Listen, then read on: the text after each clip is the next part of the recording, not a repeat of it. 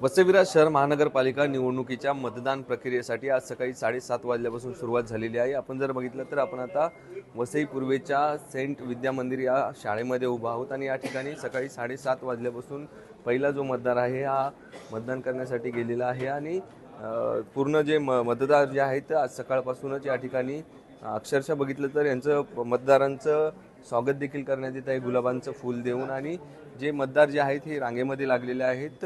वसई विरार महापालिका क्षेत्रामध्ये एकूण मतदान जे आहे 11,26,400 एवढं मतदान आहे आणि त्यानंतर 115 नगरसेवकांच्या जागेसाठी 547 उमेदवार या रिंगणामध्ये आहेत।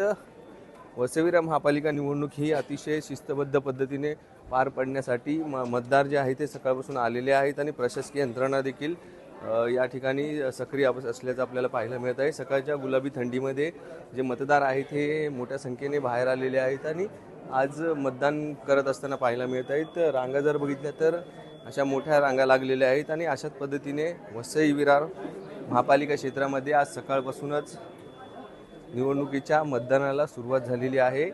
महिलांची देखील संख्या मोठ्या संख्येने दिसत आहेत। त्याचबरोबर या ठिकाणी कोणताही अनुचित प्रकार घडू नये म्हणून पोलीस बंदोबस्त देखील कडेकोट ठेवण्यात आलेला आहे।